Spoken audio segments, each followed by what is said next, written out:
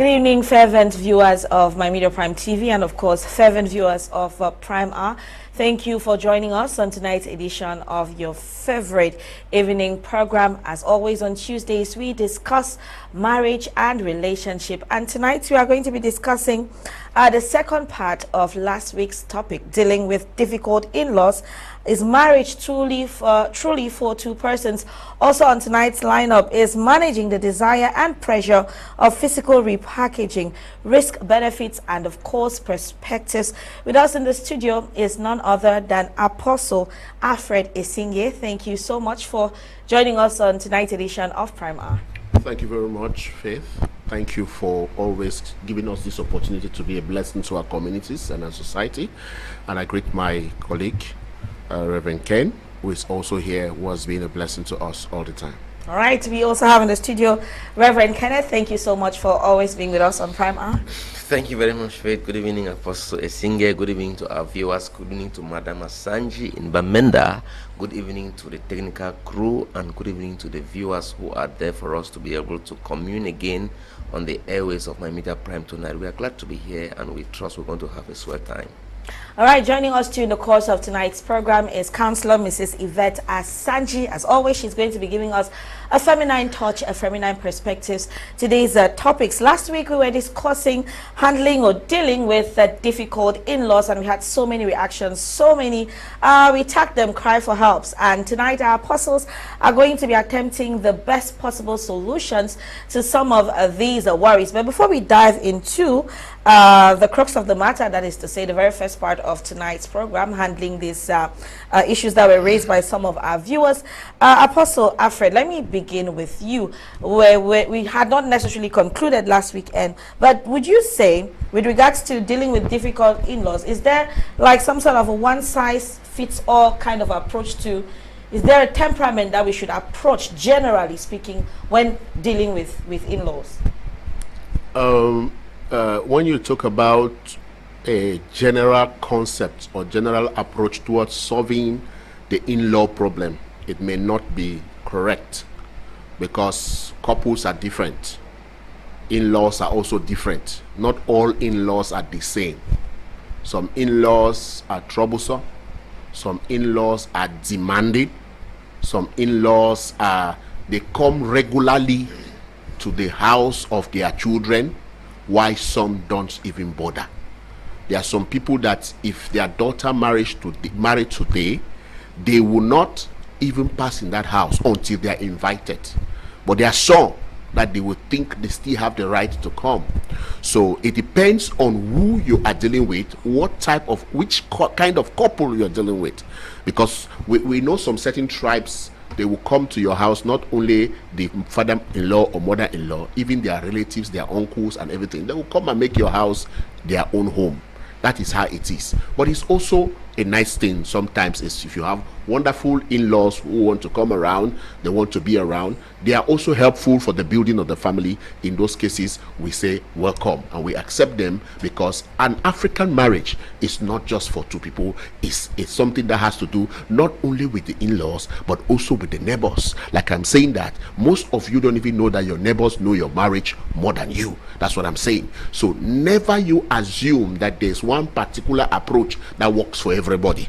But this is the kind of approach, if at all there's going to be any approach that is going to be handled general, I want to say that use the approach of you both understand the worries of your particular family and see how to approach them in a way that they would, at least, even if they are not satisfied, they would say, okay, no, my pekin, they don't try, they did try. For example, like I said last time, I said if you don't want them to come to your house all the time, make sure that periodically you provide for them. Like you send some financial help or whatever. You can pick 10,000 and you say you sent it for your mother, and after 6 months you have not said anything to your mother, and then you begin to say that, but we have been supporting her. Well, you are supporting her how? 10,000, even you fit chop 10,000 for 1 week or for 1 month. That's the kind of thing. So it is good that when periodically, because mothers, especially mothers, because I know many people don't usually care about the fathers, because the fathers always know how to find their way. But especially mothers who have labored so much in the life of their children, they should not be taken for granted. Yes, they should not be taken for granted, because a lot of people are taking their mothers for granted, especially the ones that they will still give birth to their children and begin to call their mothers to come and take care of the children. And when the mother is even struggling to take care of the child, they are still treating and insulting the mother and saying all kinds of things. Very harsh and rude people. You know, some of these things happen. So there is no general approach to certain things dealing with in-laws, but there are specific approach that goes along with specific families. That's how it goes along. All right, I'll stay with you, Apostle Alfred. Most in-law problems, from what we gathered from last edition, and of course for most of the messages, seem to be coming from the mothers-in-law and the sisters-in-law. Yes. Is it to say that these women, after they have gone through the stress, after they struggled to get into a family, after the in-laws gave them a hard time, they now turn around and still become a problem after what they have witnessed? Let's say I struggled to get into a family, I finally get married, and now my son wants to get married, and I turn around, I'm doing the same thing that was done to me by my in-laws. Good. What you are just trying to say is that they did not learn a lesson. Your in-laws treated you badly, and you grew up, had your own children, and you also want to poke nose into the affairs of your children. It means that you didn't learn a lesson. That is what some in-laws, when I know the shame no day for some of these people, when I know the shame. You grow up in a society, and when I learn fine, you learn these things, and you hear people talking about it all the time, and you also suffered the same thing, and then you grow up and you also are trying to practice the same thing. It means that you did not even learn anything. And one of the institutions that a lot of people don't spend time to learn is marriage. Unfortunately, marriage is that very sensitive thing in the society, which the nation has to pay attention on it, serious attention, and even churches has to pay serious attention on marriages, because bad marriages produces bad society. Bad marriages produces bad churches. You see, some pastors want to come to church to preach. They are fought in the house with their marriage, with their wives, and with their children, and they come and stand on the pulpit and they are talking. Sometimes you may think that, you know, they are preaching under the Holy Ghost. No, they are preaching under of the anger from their homes, not the anger from the Holy Ghost. That's exactly what these things work. So we want to say that it is proper that we learn from the errors of others, and also make sure that you don't do it. Like I was making an analysis. I said, if you are not very careful and you don't work very hard on yourself, you behave the same like your parents. If you don't work hard on yourself, because the gene is also there, the culture is also there. If you don't work very hard, you become like your parents. So do everything to avoid behaving like your parents, especially in the areas where you yourself know that you didn't like. Yes, yeah, but when they talk, they shout plenty. You need to talk, they shout. Say no, that's not my fashion day. You go for take me. So who they do that kind of work? Thank you so much, Apostle Alfred, for that. Reverend Ken, we are going to start tackling these very salient issues. Let's take this very first message. He says, good evening to you in the studio. My name is Egbe. I'm writing from Yaoundé. You guys said married couples should not bring their family members into their house. But why is it that, for me, a man brings his sister's child to stay with us, but if I was the one and I brought any of my family members, I am sure there would be a problem. We are not married, but we are still to get married, and we have twins, 6 months old, and I am not able to take care of them because I am alone. And he went again and brought his sister's child, and the child is not up to 4 years. So apparently the lady is complaining that for the man it is permitted for her own in-laws to come, but the husband will not accept her own family to come visit or to even have assist her, especially given that she's just put to bed a set of twins. Okay, Egwe. The first of things I want to say about that case is that, you know, sometimes some of these relationships, like this particular one, is a bit challenging, because when you're talking about issues that are supposed to be addressed within the framework of matrimony, and people who are cohabiting are bringing up, that is a bit challenging. They are not married, she says so. Yes, they are not married. So those are some things which, if they are still cohabiting and some of the things start coming up this way, when they finally get married, how will it look like? Why do I say so? Most often when people are yet to marry, they try to hide their dirty side. They try to see how to shield so that they can appear clean before the one they're supposed to marry in order. Sure. Because there's a factor of selfishness in this one. She says if she is the one who brings her own relatives into the house, it will be a problem. But this man brings, so by virtue of, in fact, the way she sounds, the tone of her message shows that there was no agreement. And this is something that people are supposed to uphold as a principle. For somebody to come and live under the roof of two people that are married, there must be a consensus, talk and agree. Except in a case where there is maybe there is that kind of urgency, or there is that kind of challenge. We recommended last week that most often when you get married, newly married people should stay just them in order to learn one another, in order to manage their pressures. So in this particular case, they should dialogue. She should dialogue with her man. And But do you feel that this problem would have been resolved if they were married? Because the law in this country says if you've lived with a man for a very long period of time, more than 6 months or so, you practically consider as husband and wife. Yes, no, well, you don't consider, even if they have lived for 15 years, you cannot consider their husband and wife. So what I said is, it's not like marriage comes to fix some of those things. I said some of this kind of threat might be identified before marriage, because premaritally we have red flags. Some of them which might be somebody who is so self-centered. If you want to marry, I don't think you want to marry somebody who is self-centered, the world revolves around him. If he's okay, everybody is okay. If you discover that this is a threat in somebody that you are not yet married to, you may easily back out. But when you're already yoked up with the person, you have twins already 6 months and all of it, it makes it very difficult for you to back out. So I was recommending that the best thing to do now is that he should dialogue with the man, because this is an additional child. Sure. Yeah. Having twins and then having a child that is 4 year old, it means she has 3 children to take care of, which nobody will dispute how daunting motherhood is. So this one has to do with a dialogue that they have to dialogue. It has to do with her also try to be assertive. Let her bring her point in very clear terms and say, this, I won't be able to cope with this.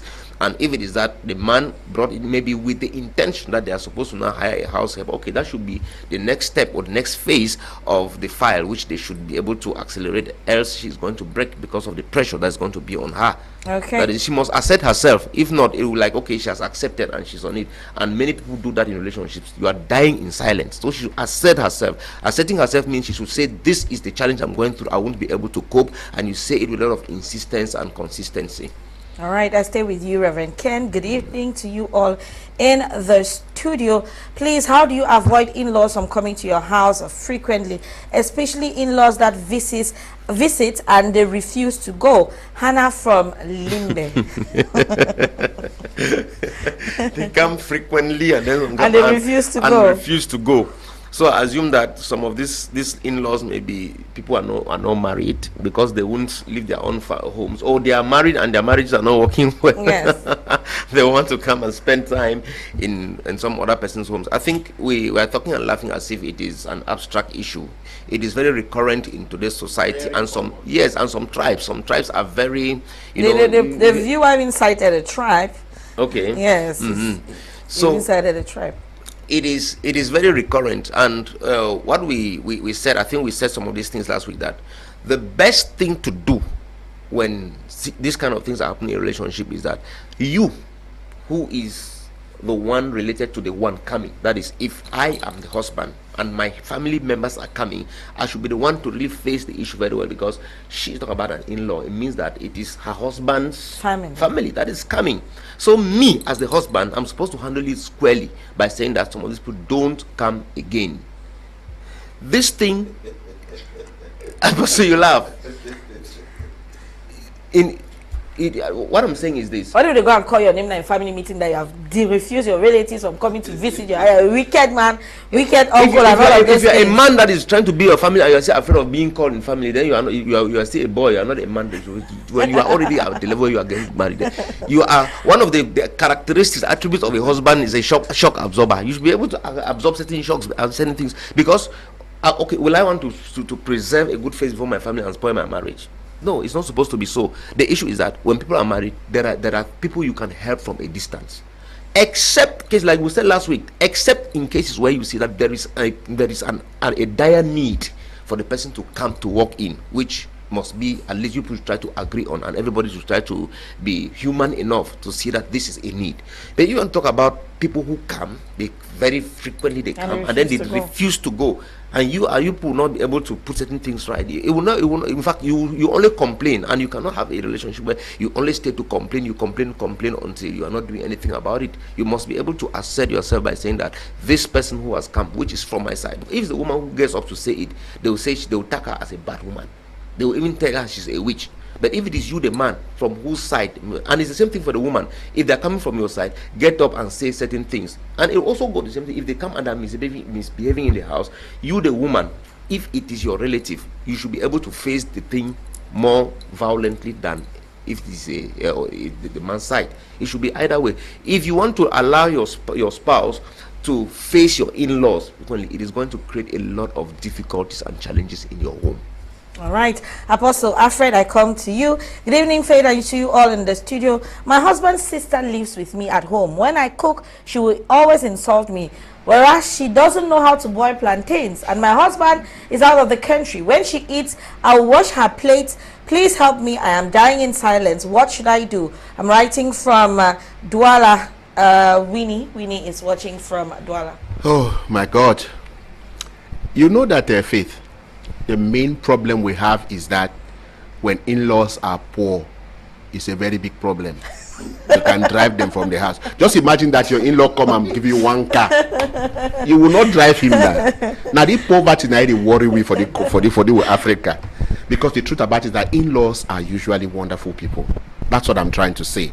Maybe from my own angle, I see my in-laws very wonderful, because from the onset, I made them to understand that we are a family. I didn't try to make them like a problem. And at the end of the day, it became a blessing to me. You know, they are concerned about what concerns me. They care about so many things. And they see me like a model in their family when it comes to marriage. They see me like a model. I don't know whether I'm a model anyway, but they see me like a model. That's because of what? For these 18 years, I have made them to understand that I did not come to take their daughter away from them. I came to be part of their family. And that is how it is, and that is how it has been, and that is how it will be. There are technical ways you can handle in-laws. Relationship is very important. In-law no go come for your house, you hang nose. Then too they know how for fix them. You don't know some of these girls when they don't get work when they come for your house. She doesn't have work, she doesn't have boyfriend, the boyfriends don't even like her and that kind of thing. She comes to the brother's house to come and air out her frustration. You are in trouble. Highest, create your friendship for you one time. I'm telling you this. Create your relationship with her so well. And then make sure that while you're creating relationship, let her understand that you are a wife in their family, and as such you have become part of the family, without necessarily making her to think that she's a problem.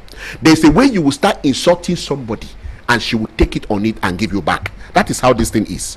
There are some problems, just like how Reverend Ken was just talking about this situation where this girl was saying that the man wants to bring his own people, and you don't want him to bring her own people. Exactly. Let me tell you something. It's mostly women that do that thing. It's unfortunately that this one to happen is a man now. Yes, it's mostly women that don't like relatives to come, but she will bring all her family members to come, and you want to bring your own, she will bring fight, because normally it's the woman that owns the house. Is the woman that owns the house per se, because she's the one that manages so many things. Learn to create relationship with your in-laws. Let them be your friends. They themselves will take their time and stay off and prefer to be checking on you time by time to think how you're doing. But when you keep them away and you try to fight them, the truth about it is that they will think that you are eating the money, especially this situation where this man is abroad. The girl knows that it's my brother's money that is sending to you for you to chop. My brother's money you're eating. Yes. Now, it is the brother that is supposed to give an order. Exactly. The brother will give an order. They say, Jane, yes, you will go visit my wife, and they say, please, you don't overstay your visit. You can go.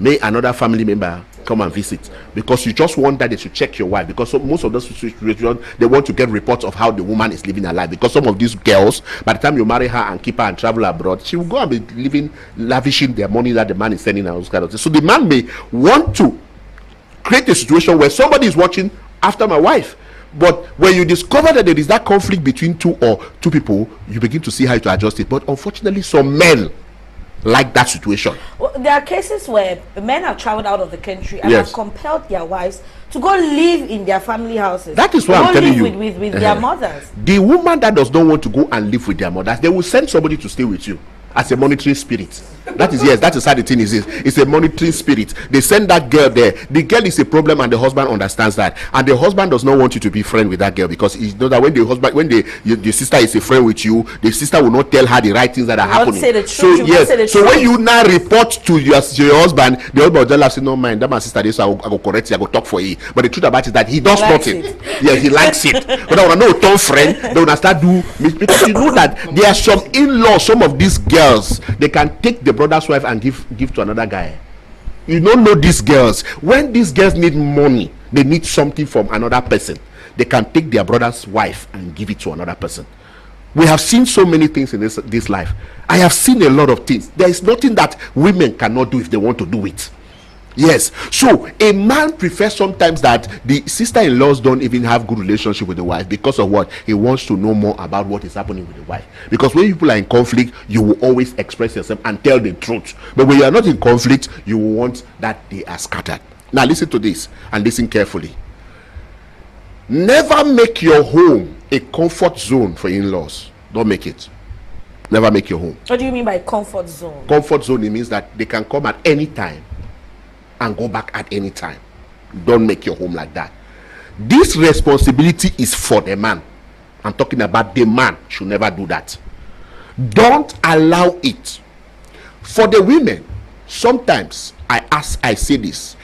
If you know that your wife's people are good people, they are nice, but when they come around, they don't create nuisance. I'm quoting it maybe from my own example and from some few that I have seen. Those kind of people, allow them to be around, but you are the disciplined person. Me, I don't give that access. My family watches most of these things I'm watching. I don't really give that much access to my family to come and then, because I know they will always want to have conflict with my wife, so I avoid it. But my wife's people come, they know their limits. The truth is that they know their limits. They know where they should not cross. Those kind of people, you cannot send them away. When they come, they are a plus to your family. They are a plus to everything, because they are trying to see that the family is doing well. By the time you want to send them away, you are instead creating suspicion, and they will always want to come back to check what is happening in their home. And at the end of the day, you want to drive them, there will be a problem. Now, in the families, I will give this particular advice: never drive in-laws who come to your house. Don't send them away. As a wife, don't do it. Let your husband talk to his people. Let your husband talk to his people. Please. It's not as if my wife does not want you people, but please, I think that we need our privacy. Sometimes, at least, I know we have allowed you people to come. At least take some time before you come again. That's how it goes. Before you want to ask us something, know that we are also a family we have to be. Because there are people that are not built till today because of the demands from their family. There are people that have not been able to do their own personal developments because of the demands from their family. Any small thing, the family don't call ask. Any small thing, and some family they didn't get die plenty here. And that die now the man that die that the man they paid for all thing. Just imagine the man has gathered 300,000 francs for a period of time in savings that he can do something. Die don't come on like a 3 times for family on kui and tea for that side. And then when you come, in-law, have you come? All right. In our tradition, you understand, the money gets finished and when I start again from square one for save money, and that is exactly how the African family goes down. The man must be a technician. Please, you must be a technician in your home. Manage marriage like how you will manage any other thing that you take serious, especially like your job. Marriage is a whole institution and a job. Manage it like that. It will help you. Don't expose your wife to people. Don't expose your wife to your relatives. Don't expose your wife for attacks. Don't do it. No matter how much the wife is, maybe bad or whatever, don't expose your wife. Women have a way to fight back, and when they fight back, sometimes it becomes a problem. Me, I just avoid it. I avoid in a situation that nobody has the opportunity to fight back. No, you don't have it. You don't have the way to even create that thing that will. No, I avoid it. I relate with my family. Yes, as I relate. I make sure that when there is something to help, I help, so that you don't even even hungry yourself or come and say you want to argue with my woman. How you want to do it? It can never happen. So, but most of these African families, we neglect our families, and when you neglect them, they will come to your house every day. Very well said. Thank you so much, Apostle Alfred.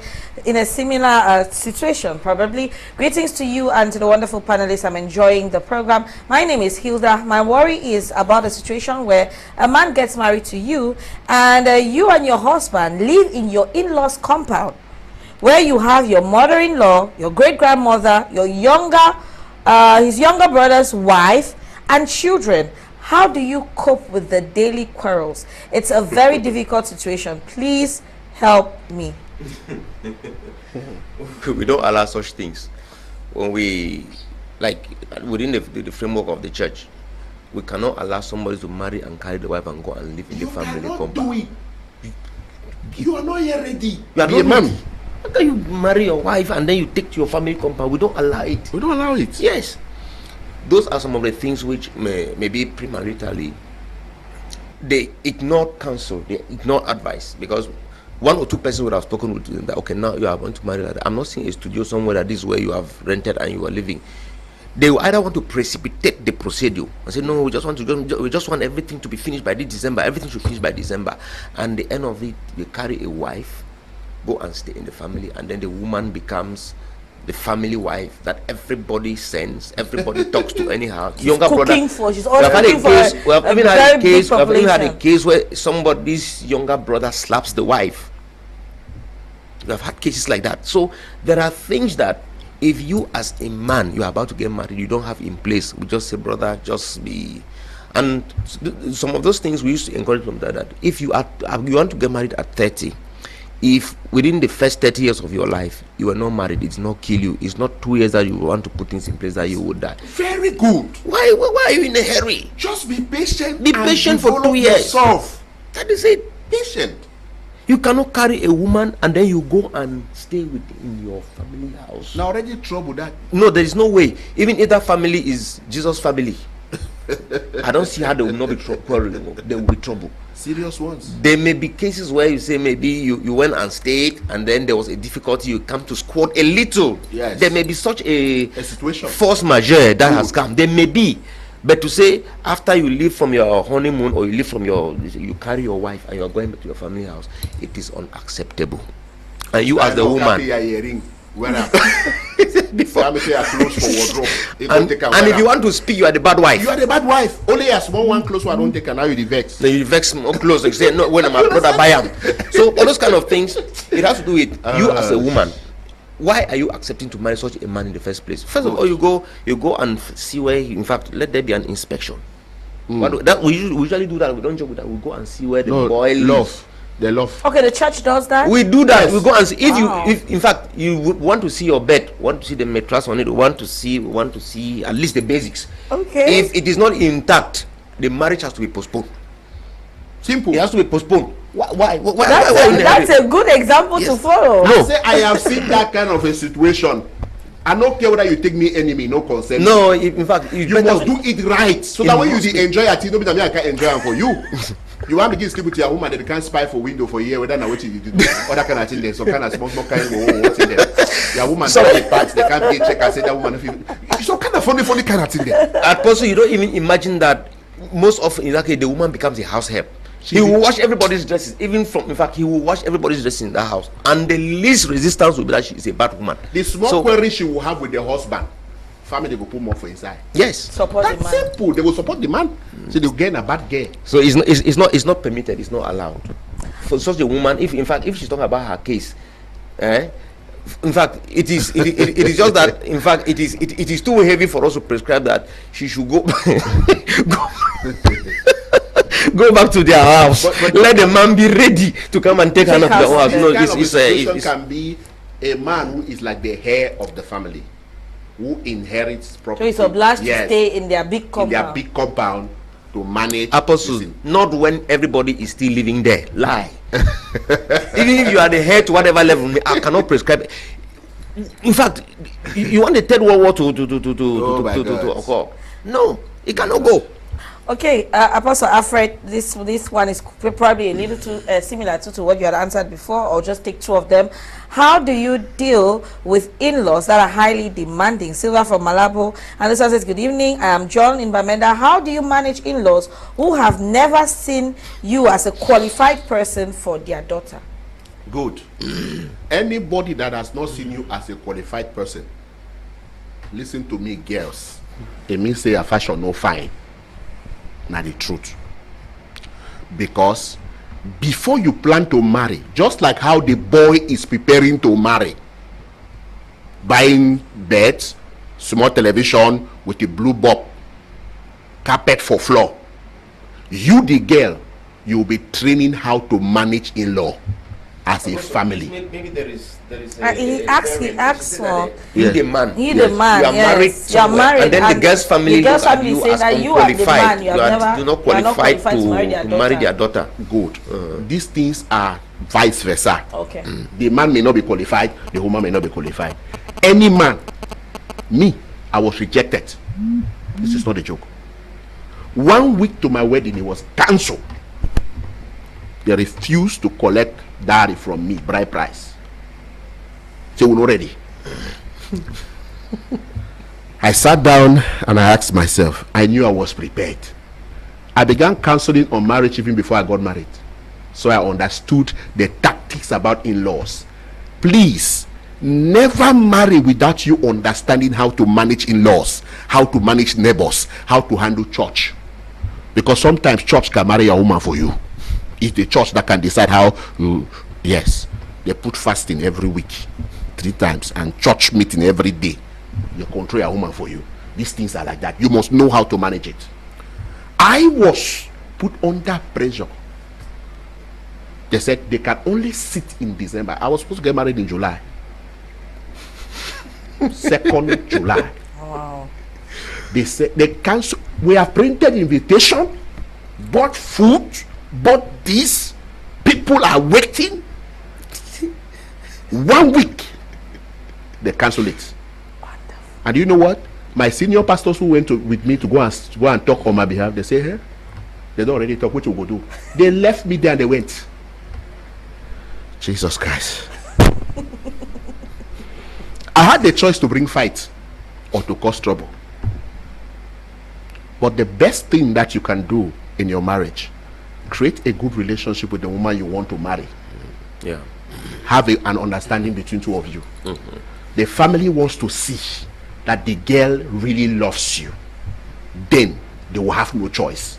But when the girl is still think whether you be correct man or they check whether you get money or not, there's a problem. My wife did not bother whether I had money or not. My wife was ready, and she showed it end to end in total. And that's why I don't play with her. No, I don't play. That time maybe she would not have a job or whatever, but now maybe she has a good job and that kind of. But she did not. You know, she just graduated from university. They said no, their daughter has to be this. The plan they have, they want a big man for this. I'm telling young boys to begin to train your fashion now. No start coach people. Some of these boys, before they want to talk one, you don't already coach two. They will never love you. Now, after that period, my wife followed me and came to the house. After that same week, after that, smiling and like, she looked at me, she smiled. He said, you come? I said, yes. I came. I said, one of my people, there's no way I can run you. That's it. Money, if you spend money, every other thing you fall for water. But relationship is more important for me. And you people are my relations. Do you know that same month I got married? Wow. On the 31st of that same month I married. Wow. Yes, because you must learn to create relationship with the family you want to marry. Don't just jump from nowhere and you begin to come. Sometimes it is the family that will even want to help you to marry, even if you don't have what it takes. Yeah. We have families that have helped because of what? The attitude of the boy. Some of these boys then get war fashion. That's true. Arrogant. I am a hardworking man. I have my money. Which money do you have? Money cannot help you when trouble come in your marriage. Money can never help you. So that is it. I saw pressure. But because I understand that in-laws are going to be part of me for the next 50 years as God gives us life, I had to keep that relation. And today, they are like my family. They are like my biological family. I can go to them at any time. They can come to me at any time. That relationship, I built it. Please build this relationship and create a good relationship. This arrogance will never help you. These young boys are very arrogant. They are advising you. People who have gone ahead of you, they are telling you that this is the best way to go. This is the best way to go. You say no, you know how to do it. And maybe because you know that the girl loves you, so you begin to do any kind of a thing. The family sees it and they understand it. Sometimes the family sees more than the girl, so they fight for the girl. So yes. And the boy, they fight for the girl and the boy. They see it very well. Yes. All right, let's take this other one. It says, good evening to the men of God in the house. I really like the program. I have a sister who got married to a man, and the mother-in-law is the one controlling their marriage in all domains, to an extent that she tells her son the amount of money to be given for foodstuff, and the man does just that. When she likes, she can say, add money for this or that. And when you ask him, why is it that your mother is the one controlling your marriage, and whatever thing she says to you, you follow, just like that, no matter whether her command is right or wrong, the idiot says, I can't disrespect my mother because she's the one that brought me to this world. I am John, writing from Yawunde. Apostle, Reverend Kenneth. You hear this kind of this? Say the idiot. The honest truth is that I don't really know. As we have said here, most marital issues are foundational. Foundational? Yes, most marital issues are foundational. When you cannot get married and you are still your mother's boy, a woman will not want to live in that kind of marriage where her husband, the person that she is supposed to lean on for security, she's seeing that the man is as vulnerable as any other person else. Good. Yeah, it will not go, it will not work. So that kind of thing, you as the lady, make sure you gradually have a dialogue with the man, because at this time you are already in it, and it depends now on the relationship that he too had built with the mother. So make sure you build a relationship and gradually take the mother's place in his heart. Good. If you don't do that, you are going to you say you want to fight the mama, it will not go. At the end of the day, they are going to push you out, or you will live in the relationship, you will be the third person singular, while him and the mother, they keep doing their transactions. Yes. And what will this other guy, Hakimi, what was the guy who finally he's I think separated from the footballer? Yes. No, but before he got there, he in fact he was acquiring property in the mother's name. The mother's name. If you don't want to be play that kind of game, better make sure you see how to bond with the man very well, while, as Apostle said, creating friendship with your mother-in-law to the point where the mama, because if you want to mount the fight, that kind of fight is usually unsuccessful. If you want to bring the violence, the best thing you can do here is you bond more with the man to the point where at a certain point, and most often as a lady in a man's life, you are not just there to do bedmatic stuff. You are supposed to be such that if the man incubates a project, you have at least an idea that you can make. Okay, this project you've talked about, this is a contribution, this is an idea I can give you.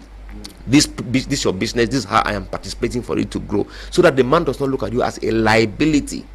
If you are a liability, the man is going to spend time discussing with him, especially somebody whose mother is industrious, to discuss with the mother. When he say this is my business at this level, the mother will give him ideas, and then they are helpful to him. Or this is what I'm facing in my office, the mother gives ideas, and in fact all you are waiting for back at home is that he should come and you are telling him how you love him and all the other things.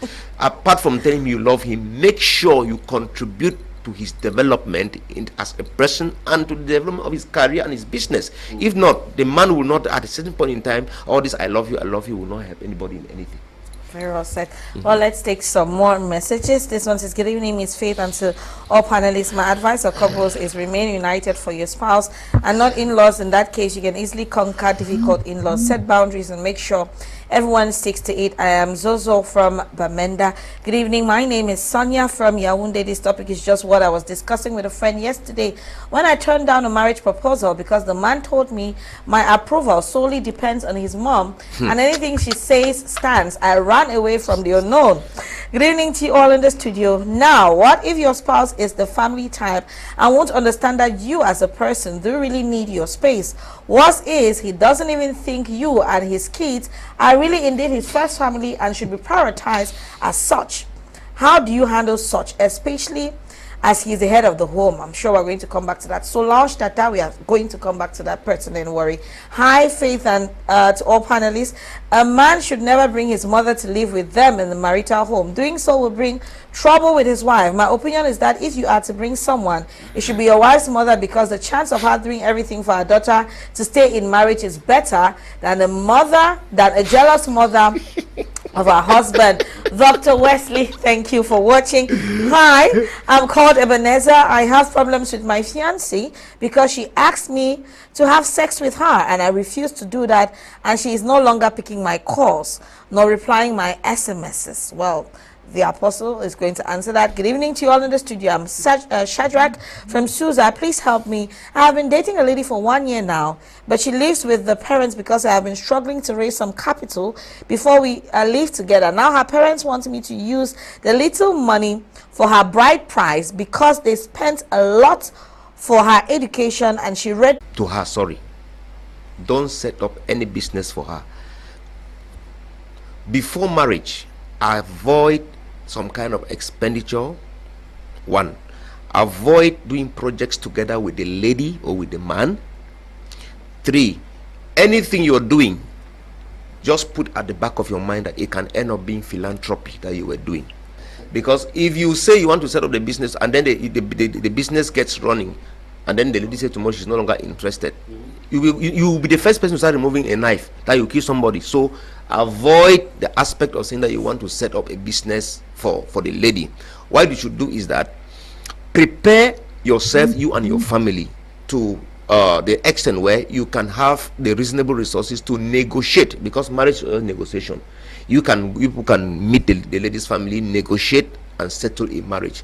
That is what you need. If you want to say that you want to set up a business for the lady, you are taking a very wrong path that is going to cost you very dear tomorrow. What will it cost you? It may cost your emotions, it may cost your mental health situation. So don't do it. Okay. Good evening. I'm so happy about part 2 of this topic. Let me continue where I ended the last discussion. While one could point to many reasons why in-law relationships are so notoriously difficult to manage, it boils down to 2 primary issues: boundaries and expectations. Set clear boundaries and politely communicate to him or her that you would like to do things differently. Maintain a healthy distance from him or her. Shift houses if needed. It's best not to get your spouse involved, even if your mother-in-law or father-in-law is hell-bent on doing so. Both of you are mature enough to sort issues out yourself. Finally, to me, get closer to your in-laws. Try to realize the fact that all are undergoing the stress of change in roles to give time. So give time for them to know and understand each other and adjust with their preferences accordingly. Don't behave with preconceived notions regarding your mother-in-law and daughter-in-law. Keep in mind that both need love, affection, respect. Pete, thank you so much. Good evening to everyone. My husband's village people have on several occasions embarrassed and ridiculed me in public just because I cannot speak the dialect. Please, what do I do? Eddie from Bafusam. Apostel Alfred. Wait, I don't know. I don't know. Sister, let's talk now. It's not too late to. It's not late. The dialect, she cannot No, but it's not late to learn the dialect. That's the truth. It's never too late. You just take some classes and take some lessons, and before you know it, at least you can get to the how are you, fine, you know, just the basic things that you know that people can communicate all the time. It's just for you to learn. But it has to do the collaboration between her and the husband. Not necessarily, Masa. Learn talk. If it's from that tribe, where will she learn it? People are teaching now. People are learning. They are learning everywhere. It's the learning that is more. So the husband has to teach her. They have to discuss it. Yeah, they have to discuss. Okay. Yeah, let it be the usual medium of communication. Good evening, Madam Journalist. I like the program. I'm following my kid sister almost destroyed my marriage because of always comparing with my wife. That this is a man talking. Good evening to you in the studio. I'm Romanus from Yaoundé. What happens in the situation where you live in the house with your brother and your wife, and you get up every day at 5 a.m. to do cleaning and washing of cars, but your brother's wife keeps fighting you from every angle, even when you apologize for things you know nothing about for the sake of peace, and she turns your brother against you. She even held me for a fight. Reverend, what do you do in that kind of a scenario? Looks like I'm married to a woman. Her brother lives with us. Then I am now the houseboy. Yes. They want to turn around and beat me. Yes. I would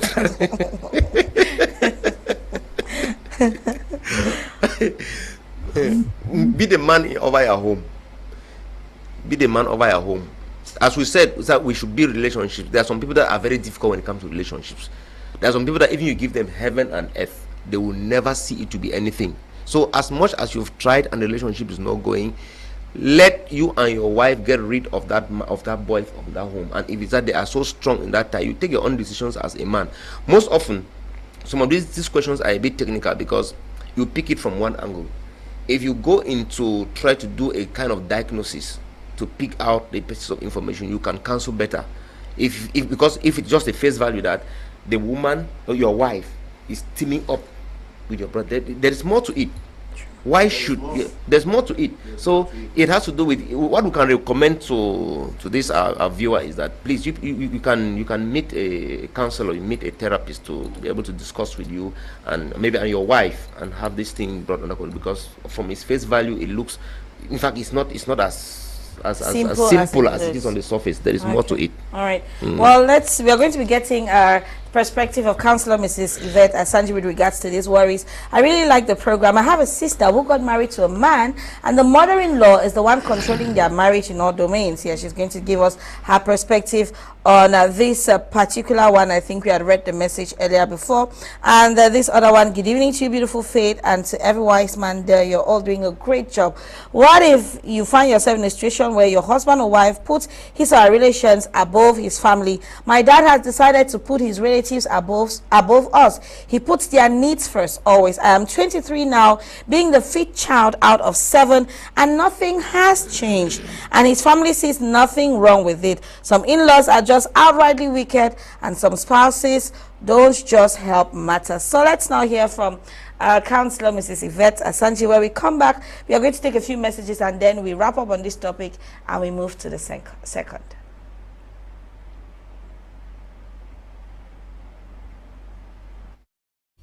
Hello, Miss Faith. Good evening. Good evening to my co-panelists.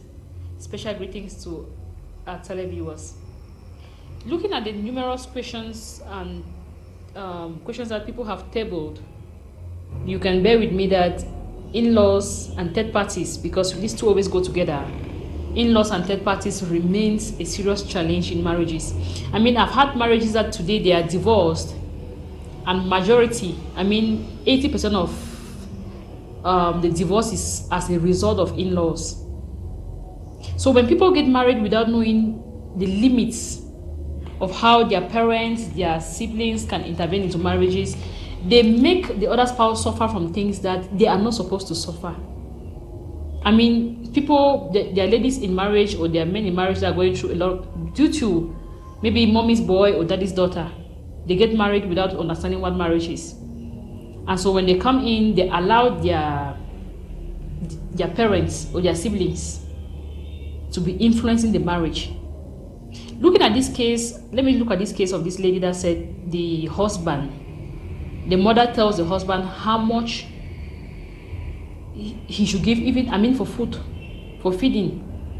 It goes to that extent where the mother determines what should be spent in the home for feeding.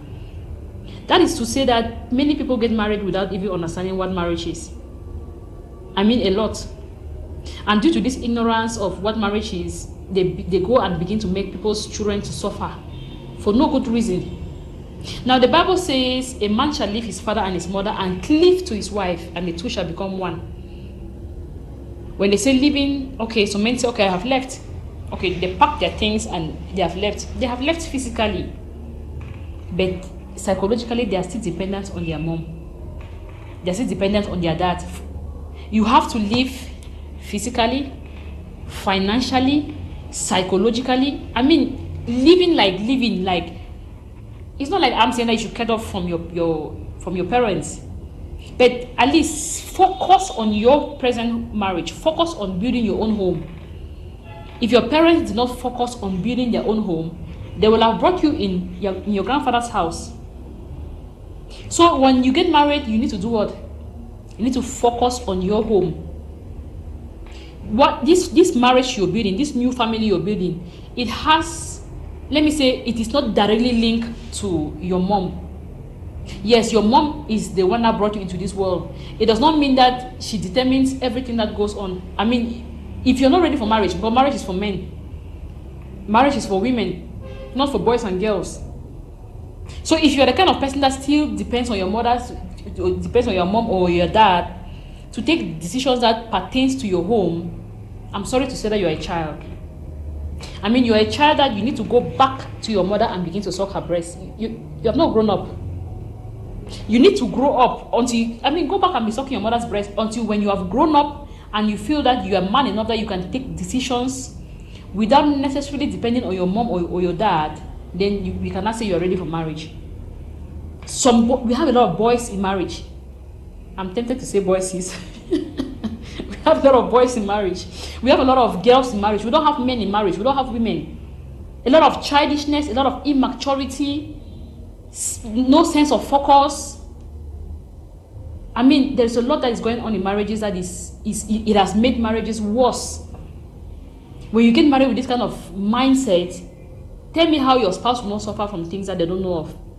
And the worst is when she cannot even tell you that, okay, your mom is not supposed to be doing this. You look at it like she is a bad person, struggling to bring what? Conflict between the two of you. Whereas she is just saying what is true. So I want to say that, please, when you get married, there are boundaries. You need to set some boundaries. We are not asking you to hate your mom or your dad or hate your siblings, no. But there is a level that you must disconnect from them so that you can focus on this. I mean, if you're the kind of person that your mom should know what you cook in your home every day, your mom should know that you put fufu corn today, tomorrow you'll be eating okra, you are a child. If you have to take any step in your life, your mom or your dad knows about it, you are a child. You need to grow up. I feel like some men, we need to go and remove some men and send them back to their parents so that they can grow up to be a man before they come into marriage. Same thing with women. There's some girls too, daddy's daughters, pampered and spoiled, they need to go back until when they are matured enough for marriage. We have come into marriage with a lot of different ideas, and we have wandered away from what God actually created marriage for. And this begins to make, bring pains, unnecessary conflicts to the other spouse. Okay, Mrs. Faith, I'll be coming back again to give my last take on in-laws.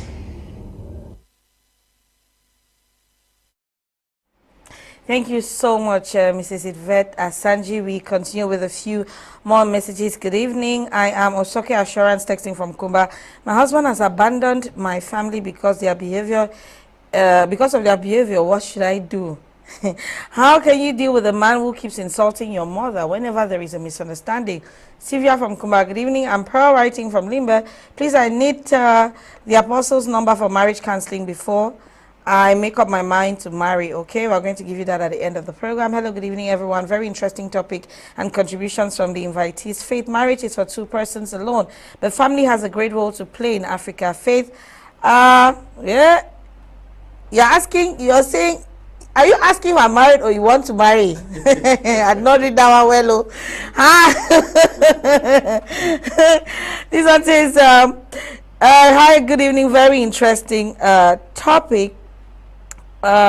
This girl gets married to her husband, and the wife was maltreated to the extent of bringing his new girlfriend in the house and making this one is more than me to read, and having sexual relations with her in front of me while we were married. And then it happened that we separated and returned his bride price to the family. Now he wants to come back. Apostle Alfred, this man brought... I'm short of words. The thing is, these people take their legs and enter into trouble, and they come and be asking questions for others to handle. It's just like somebody that was asking me a question that already know the answer. He said, "Is it?" This girl asked me that if somebody divorces, can the person marry again? I told the girl that I said yes. Then the girl said, "But the Bible says that it's a sin." I said, "Then you know." Then you are coming to ask me. Some of these people already knew their problem before entering. Yes. Most of these people that are having problems today, they knew their problem. Yes. Because you will see a boy who want to marry, the first thing he's looking for is sex. Sex. Look, this girl will stand in front of you every day. Some of these girls, okay, take for example that other girl that was asking for sex for marriage. You already knew this kind of person. At the end of the day, you cannot even satisfy the person. You will be there, they will tell you that this is woman. Do what you want to do that time. You will not be able to do it. They say, now woman, this, do what you want to do. Especially some of these girls too that know how to deal with these boys. They will dress so they make a so their skin don't turn sharp. You come on, you want to go do and so the thing if even go reach for some level where if he hold them. You understand? So these boys, they need a lot of coaching and help in these situations. Listen to this. These hurts that comes from families or from girls. My husband does this in front of me and this and this. The girl saw it coming. You are engaged with a man and minute by minute you want to do. Minute by minute. You are engaged. You are in a relationship where marriage, you are building sex. Now you have already seen that this is the kind of man that will not be able to hold himself. That's the truth. So you are ready that the man will be a cheat. Potential one in the future. Because even the pastor himself knows that this thing will not work. Because this is how it goes. So that way we will see that this girl again is trying to ask us this question. She knows the answer. Seriously. She knows that boy is a Casanova. And a Casanova will never change. He change which day where one come again can do different thing. You have given back that. Follow your life. These people see it. You see it coming. You see a boy who is moving with you on the road and is looking at every girl that passes. Have you not seen this kind of a thing? You're moving with a guy and he is looking at every other girl that passes. And you see, say, I go marry and I manage. Then when you don't enter inside the marriage now, you know if you manage again. Because it's so painful to see that kind of a thing. Yes, women understand this thing so well that a man that is making love to you, you know it. You know how maybe it's hard, it's good, or then he's with another lady. It breaks your heart. It hurts you. But you be told you go manage it. So how come you cannot manage it? So from the first day when you see that kind of a thing, run. Avoid him. Don't even communicate with him again. Why are you communicating with him until the extent where he is coming down, he wants to come back again? He's coming back to where? Where is he coming to? Some of these men are really terrible. You have hurt this woman so badly and you want to come back again. What is the proof that you have changed? What is that proof? What has he proved to you that he has changed? That he will not even do worse? Maybe this time it's going to be your life. And some of those girls that he is going out with too, they can come after you. They can come after you to destroy you. Because many people die today because of maybe an ex. He still like a boy. He still like a man. Or the boy still like the woman. And they will do everything to kill you. And you will die before your time. That's how it is. Thank you, Apostle. Yeah, I just want to add to what Apostle Singe is saying. Then I also come from a different angle. I believe people change. Yes, change is a constant. People change. There are people who have separated with their wives and their husbands, and the time this person is no longer in their life, they see that this person was actually a great asset in their lives. They start missing. Apostle, when I'm coming. Well, Casanova. Apostle, do you not have you not preached to people who have given their lives to Christ, who were in fact people who had a kind of life that is impossible? They've ended up becoming Christians. So in the meantime, that's what I'm saying. So I wanted to come from the angle that if such a person is coming back, one of the things that she has to do, the lady has to do, is that the emotional intelligence that she needs to discern the change that the man is claiming, because the man will surely come in tears, say, oh, I don't know what happened to me, it was the work of the devil, Yes, and all those kind of things. Yeah, they will cry. They will cry.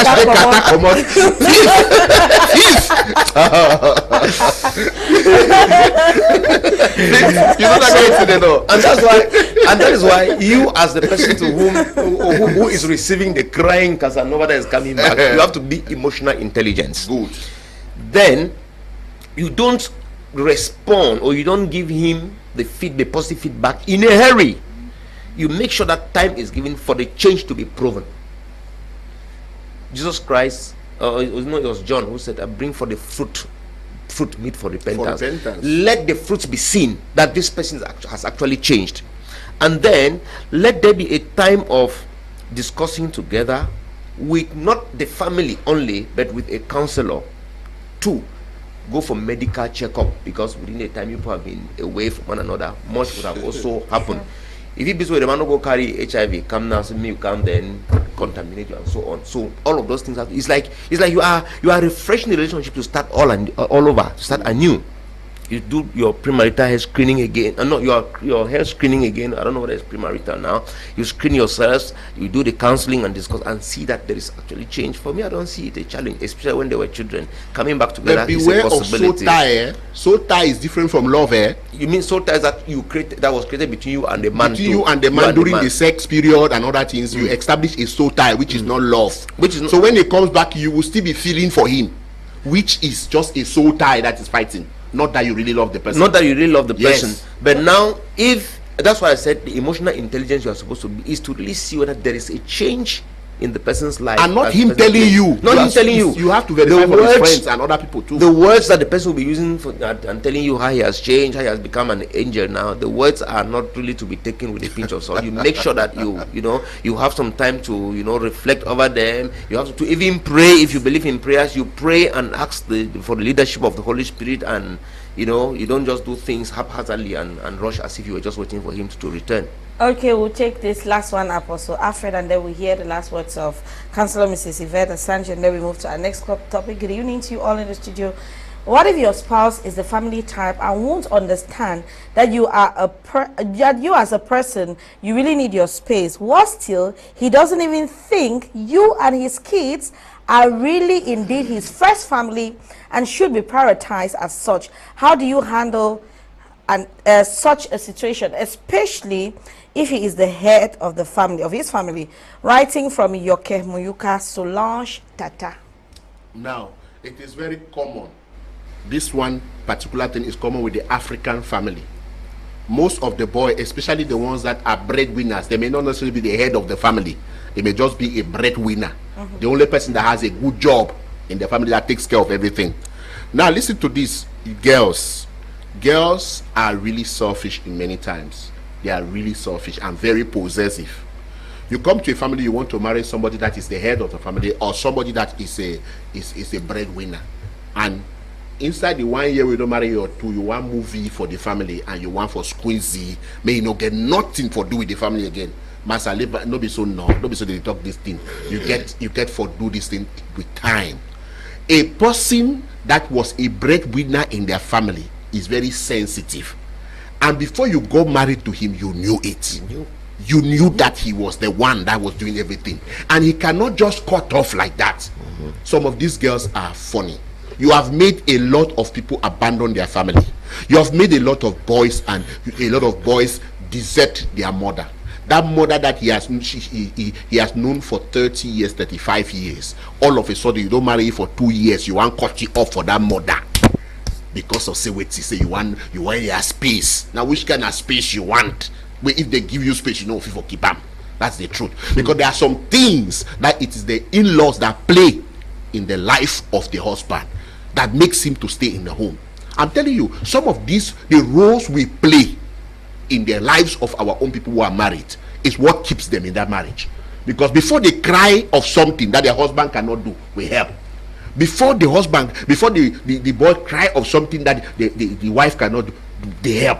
That is how family has been covering up in marriages. But unfortunately, most of these girls are really possessive. They want you to totally disconnect in a very short space of time, which they cannot cover up that space, and it becomes a problem. Now listen, you find your way into the middle of the heart of somebody. Sure. You don't force it. Plan your Find your way and play it, and your character, your attitude, and your behavior will do a lot of those things. That is it. And then make sure that both of you plan towards taking care of his family. If at all you know very well that he was a breadwinner, make provision to be of a blessing to the family periodically, especially some of those families that the mother is maybe a widow, or the mother is a single mother, that kind of a thing. You cannot just cut off that guy like that. You can never do it. If you do it, it will hurt you and it will hurt your family, because some of these boys are human enough. They have conscience. They cannot sit and see that their family is suffering, and then you are telling them that you want their space. Okay, both of you can agree. If you want to take care of your family, we can take care of them at a distance. I have not stopped you not to take care of your family, but please, let's do it at a distance where they can come home time after time, but let there be enough space for us. Let's see that, okay, your mother needs rents, because some of these cases, these boys are paying rents for their parents. True. They are still paying rents. They are still the ones buying food and everything in the house. You can't just cut it. Okay, let's see how we can establish them so that they can stand on their own, and that after that you people can establish your own life. That is how this thing should work. But to say that you want to automatically cut off that boy from the family is a difficult task. You can only win that boy through your character, through your behavior, and through a nice approach. He will see you. And another thing again is that empower yourself as a woman. Empower yourself. Many women don't want to empower themselves. That's why they still have a problem with my man. He take care only for a family and whatever. If you're a woman that has your own money, you will not even care whether the man is taking care of the family. That's the kind of thing. You get your own money. When you get your own money, you get power. Yes, power. I've told women, don't stay and begin to rely on what a man can offer, because when the man offers, he may not satisfy you, or he may not do what you actually want to do. So offer. That's why none of my children will enter a man's house and remain independent. No, you either go and upgrade yourself, or you get something doing that you're going to cover up in that marriage. Because I know one can begin to settle problem tomorrow, because I will offer settle problem. My problem is it used to hurt sometimes, but now it used to brutal. So I make sure that you empower yourself financially, educationally, so that you can be able to face your society without the help of a man. I've counseled somebody like that, and that woman went and empowered herself and was not asking the man for anything again, and the man began to bring relationship something and began to come close, and then wanted to near and begin to, the woman come and say thank you. I say yes. I say empower yourself again. Go again, create other sources of income. Don't depend only on one source, because when that source is no longer flowing, things will not go well. Every woman should empower herself. They should build their capacity educationally, financially, and otherwise. Create business opportunities. Don't only depend on one thing, because that thing can fail you. Get it so that a man will not do anyhow. Truly, some of these men are suffering like that because they are the breadwinners. So some of these men, their parents spend so much on them. I know what some of these mothers go through, especially in these villages. The mothers go through a lot to take care of this boy. Spend money for university, spend money for businesses. And so maybe the business that boy is even doing, it was the mother that sold land or raised money for the boy to do it. And you want to marry today, you cut it for a family. How that can actually work? You know, if you find. Thank you so much, Apostel Alfred. Apostle Reverend Kenneth. Yeah, the honest truth is that, like Apostle Esinge is saying, most people approach these things from an egocentric standpoint. Broken. Yeah. That is from a selfish. They are looking at themselves. They look at themselves to be, you know, let it be about them. Now, this is something I want to approach the women folk with, please. The truth is that when you get married to a family, I don't know whether we said this last week, when you get married in a family, be more of a family member to your husband's family than you want your husband to be a family member to your family. That is a principle. And if you understand it this way, You will be able to bear and cope with certain things and build a coping mechanism with certain things more than wanting to say that, okay, this thing, as they're doing to me, I also come from a family and so on. I always say this. My wife, for example, she sits in our family meetings, but I cannot sit in their family meeting. So it means that she is more of a family member to my family now than I am to her own family. So with this understanding, you'll be able to see that you embrace my family, your family-in-law as a woman, more than you expect the man to do.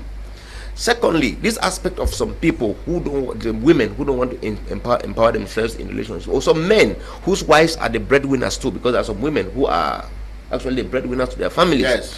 When you think you keep depending on this other person, the person may no longer be there tomorrow, or the person makes an accident and is incapacitated, you start suffering. So it is always good that there's a balance. You create a balance that if today my husband, who is the source or the major provider to the family, is no longer capable, I should also be able to see that something is brought to the table so that the gap is not as clear and as apparent as it's supposed to be. Thank you so much, Reverend Kenneth. Let's now hear from Councillor Mrs. Yvette Asanji. When we come back, we dive into our second topic for the day. Stay tuned. Okay, looking at this other question, this lady said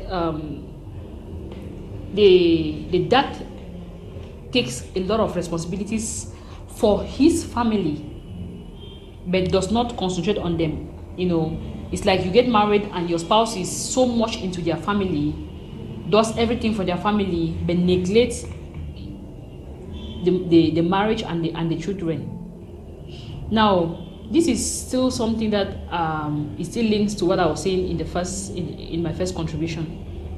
And when you get married, this family you're building is independent. So you are building your own family. Now, if you're getting married with responsibilities, it's always good to state them. I'm having a book on premarital agreements. I think I'll publish them anytime soon. But this is where I want people to come to an agreement on certain things. If you have financial responsibilities in your family before getting married, please state them clearly, so that the person that is getting married to you will already know that before I'm getting married to you, these are your financial responsibilities in your family. Now, even the responsible family will understand that once you get married, you cannot continue to shoulder the same responsibilities you were shouldering before when you are already married and you're building your own family and you're having your own kids. There is no way, please. I don't know if our viewers are going to get angry today, or they're going to say that counselors are mad. The truth is that once you're married, your spouse and your kids are the first priority. They remain your first priority. Please take note of what I'm saying. If your wife or your husband, let me say your wife and your kids, if your wife and your kids don't have food to eat, you need to first of all look at what they should eat before looking at what your other siblings should eat. That's how it's supposed to go.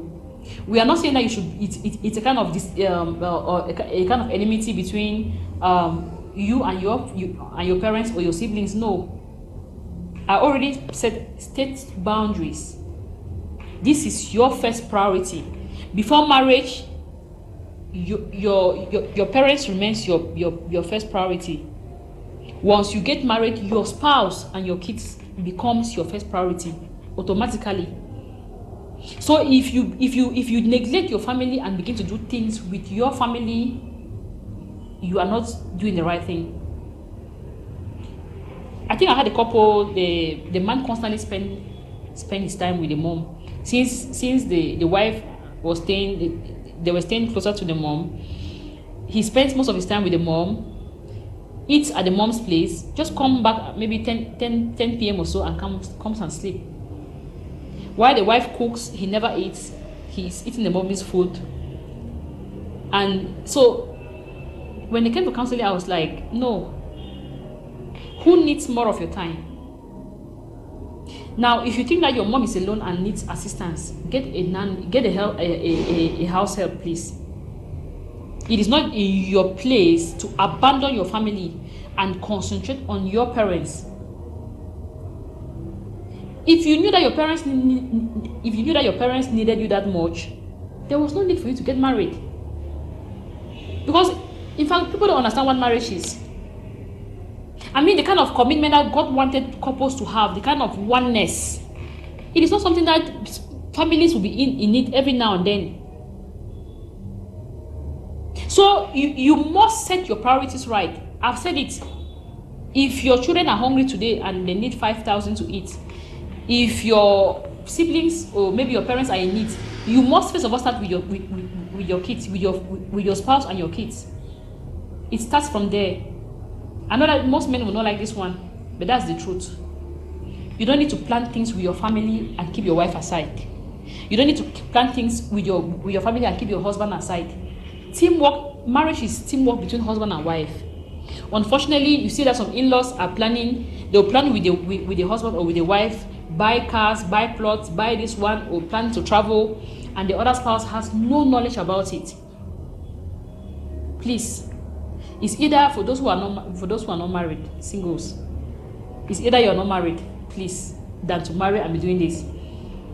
If you're not ready to cut off, if you're not ready to concentrate, focus on your immediate family, your spouse, and your kids, you're not ripe for marriage. So I want to say that everybody watching us, please, once you get married, there are boundaries that you must set. Not because you hate your parents, but because you need to build a successful home. And this successful home cannot be built with constant intervention, constant lack of focus. All of these things cannot help. So that's my take on these in-laws of a thing, Miss Faith. Thank you. Thank you so much, Councillor Mrs. Yvette Asanji. We now dive into our second topic for the day: managing the desire and pressure of fiscal repackaging, the risk, benefits, and of course perspective. Apostel Alfred, I begin with you. The word of God says we are made in the image and likeness of God. Why would people even want to change that in the first place? If we're a representation, we are literally God's heirs. Why would you have that and still want to change it at the end of the day? Faith. Yes, you know that sometimes church people have made people to be somehow, and I want to avoid that kind of a thing. Church people, yes, they're not helping some people. They're not helping some people. Even those who said that they should tie hair tie from Monday to Sunday have decided to change their mind. They're no longer telling them again, because they discovered that a lot of people use hair tie as an excuse not to fix their baby on the head, and that is what you see. And now when you talk about the image of God, what does the image of God looks like? What does the image of God look like? That's what we should ask ourselves. The image of God does God look like a man or a woman, or what? When you say image of God, what are you trying to talk about? Good. So you need to ask yourself those kind of questions. This body is supposed to be worked on, because God did not create it to just be like that. God created herbs so that people can eat those herbs and build the body texture and the nurture, nurturing your body. There is a way you can become very fresh without putting body lotion on your body. You can take carrots and so on. Facebook is there today to teach us a lot about how to look fresh, how to look good, and whatever. Now the problem will come when age begins to advance. Obviously you must take care of yourself as a woman. Women will always want to add weave on their head. When we say weave on, we're talking about mesh and the others, and grave caps, to look the way they want to look, because women like to look. And of course you should know that women don't dress for men, they dress to compete with their friends. Yes, that's exactly what happens. Yes, they don't dress for men, because if you say that most women don't dress for men, the truth, they go up and sap themselves to compete with their friend. That's why they always want to wear the next dress that their friend has worn. That hair tie, I like that hair tie. That if you just see one particular eyelash comes out, the next day all the women want to get it. It's not as if eyelash to them was a priority, but because they have seen another person wearing it. That is it. Now there's a kind of foundation that a lot of women put on today. That foundation destroys the face. and makes you to develop wrinkle before your time.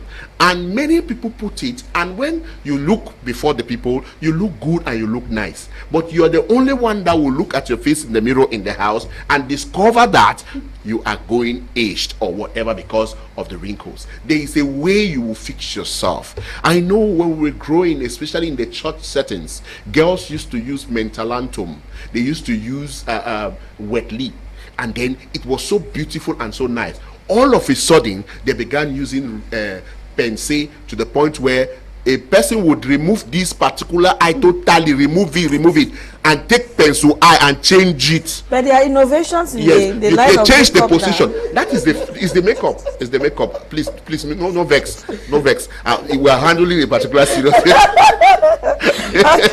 right on, Apostle. Right on. Yes. Right on. Now, this fine baby that God has put there for us, the woman will really go and take this thing big and remove it, and then change the direction of the baby and put it like this. You need to see how some women do this kind of a thing. I don't know what pleases them, and unfortunately they are taking their lessons from stars. Stars don't do beauty, they don't do fashion. Stars do something that attracts, that makes people to yes, that trends, and at the end of the day it becomes a problem. Women add hairs on their head, not because they like to look good, but because they see this hair on their friend and they like it. I'm saying so because some of these hairs they wear don't match with their face. Yes, what will you be wearing? Somebody will take a dress and wear, and you yourself know that dress does not fit you, but because it is the dress that is on fashion, you take it and you put it on. Now a lot of these things are happening.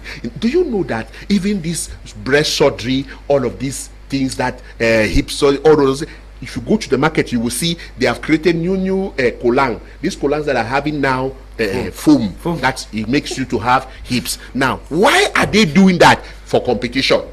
It is hips that is trending now. Everybody go there. At first it was slender women who were slim. Many people wanted slim, but now people want be heavy and they're very fat. Plenty. Yes, and it becomes the too much, the ones that are very too much, you know. And then at the end of the day it becomes a problem. We have seen people suffering from surgeries. We have seen people because they want to make up. Yes. Do I say makeup is not good?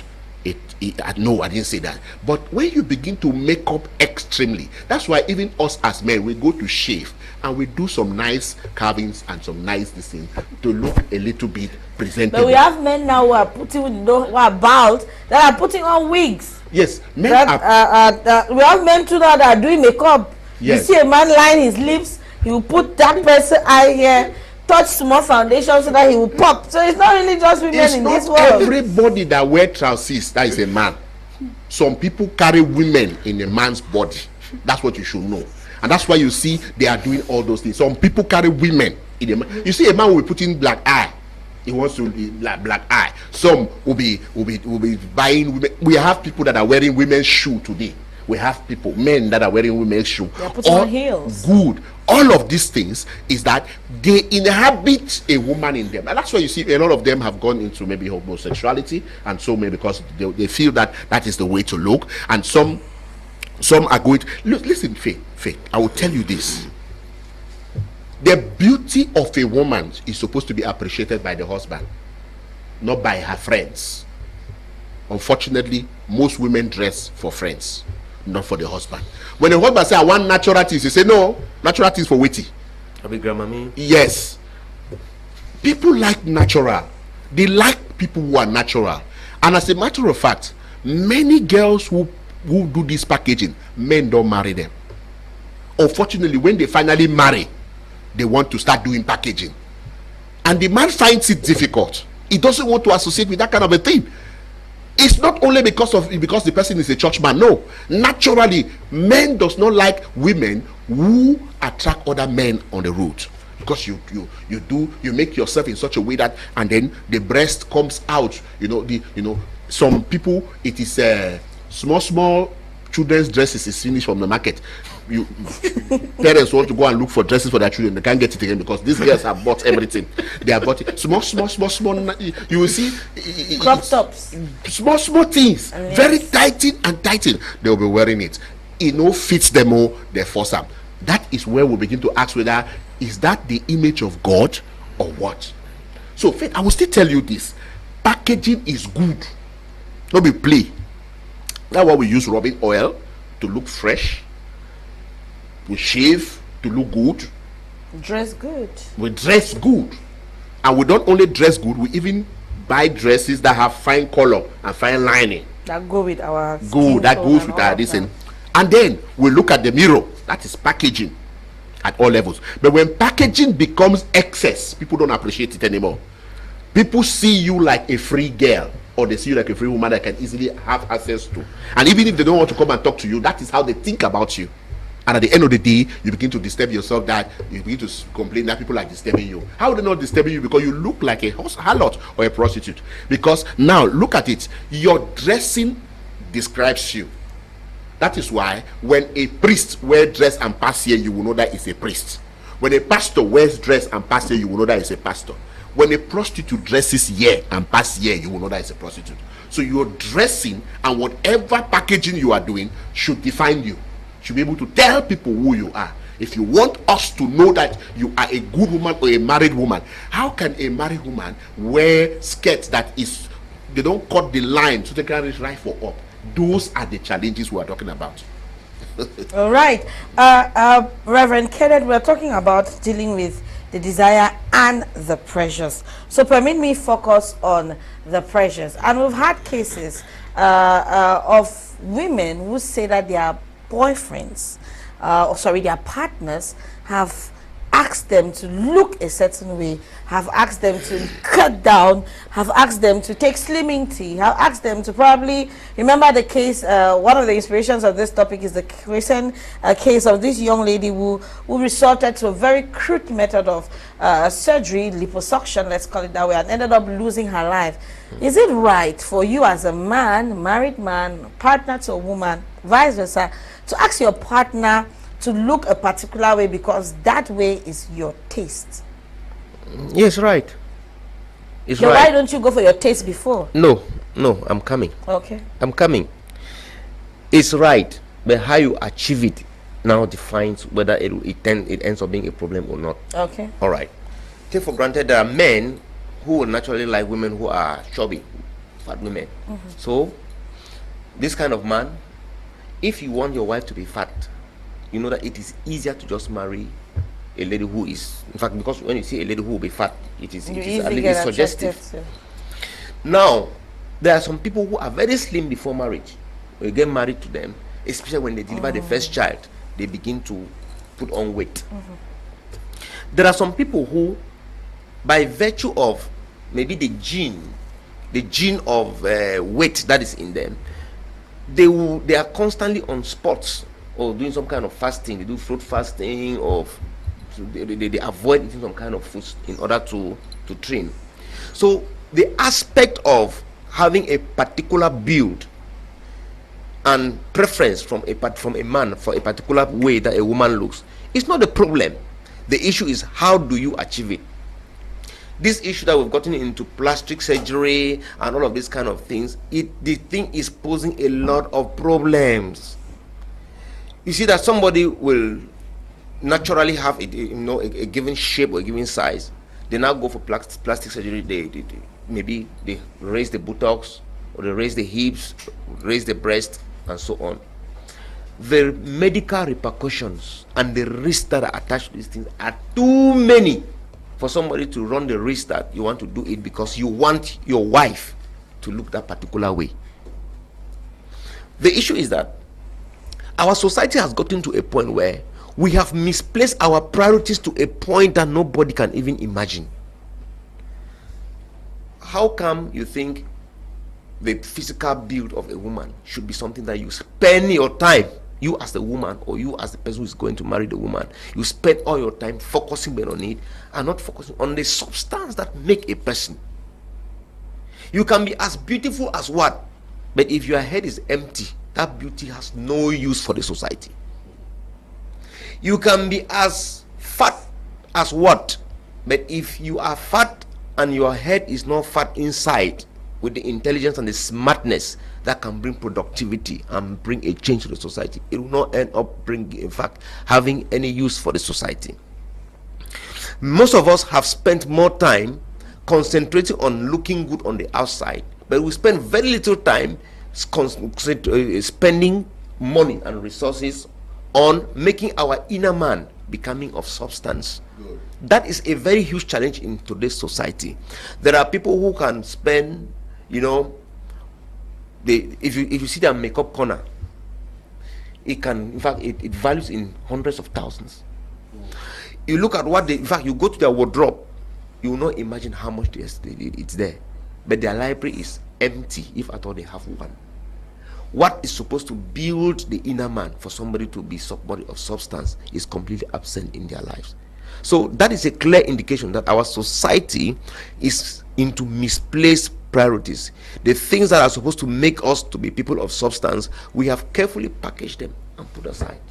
And we are running behind the things that will make somebody, okay, when you look fat and you are attractive, you have a sexual appeal, you have a sex appeal. At the end of the day, what happens? Can that ever bring, can it cultivate plantains on the farm? Can it look for a job for you?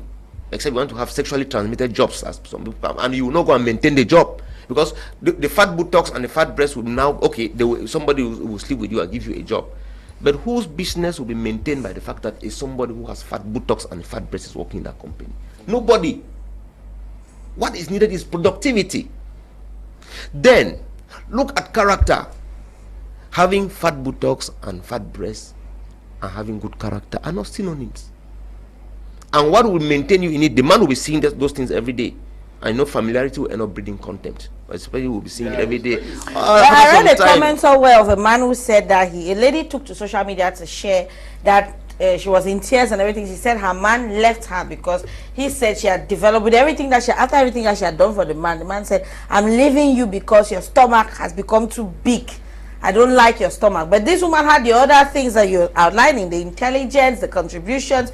She was impactful in this man's life. But apparently her physique was a very vital point for that man, that because of her big stomach, he had to leave her. Are we not also saying that there are some men who don't even know what they are doing? They also have misplaced priorities. The men, because the woman, maybe before you got married to a woman, the woman's shape was okay. For one reason or the other, she has put on weight, maybe because of childbirth and other things. Now that one reason or the other, who would you talk over?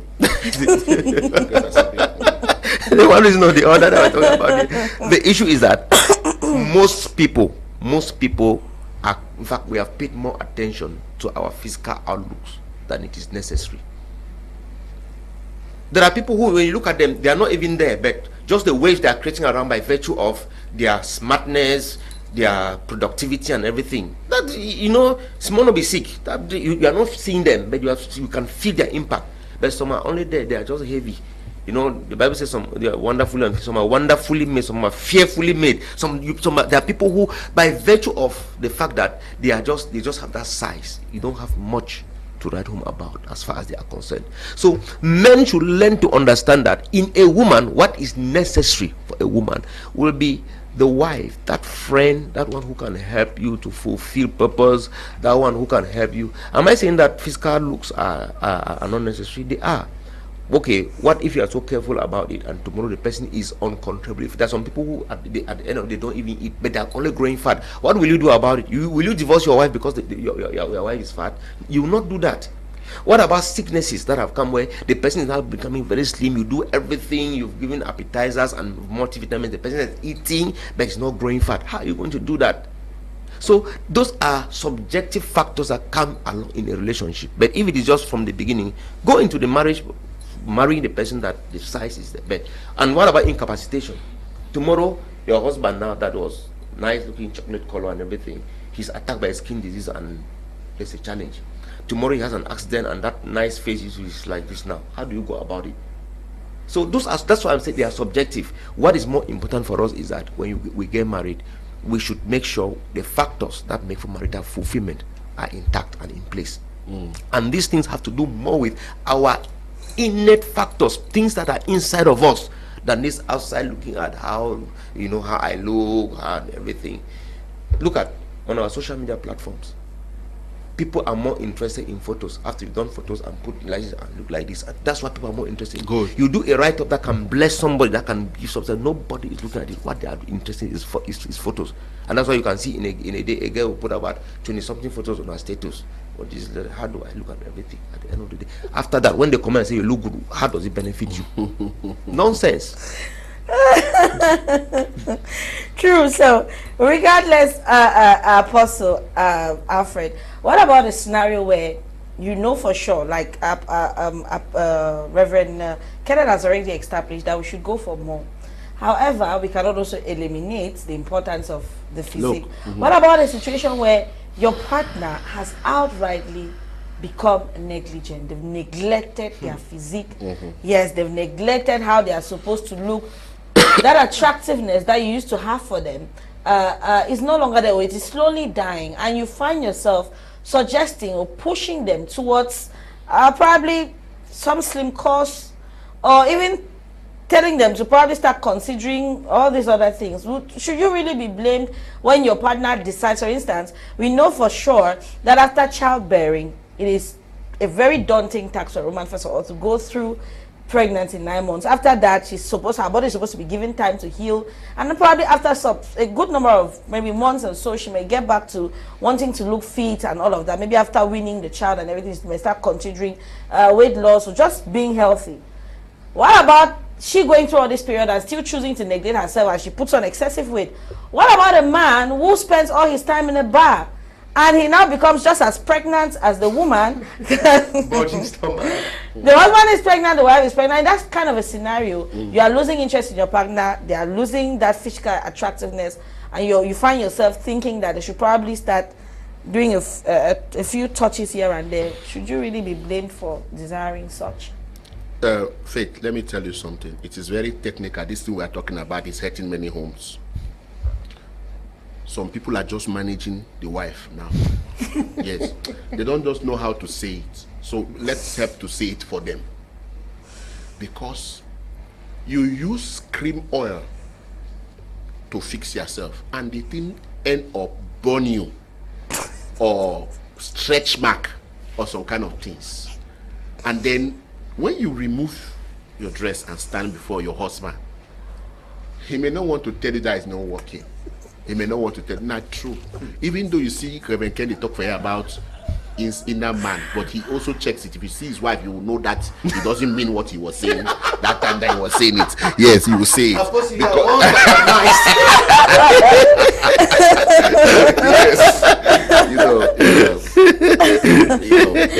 yes. Men are moved by what they see. Women are moved by what they hear. Men see and like. So to say that no, people should just build inner man without building the outward appearance is very funny.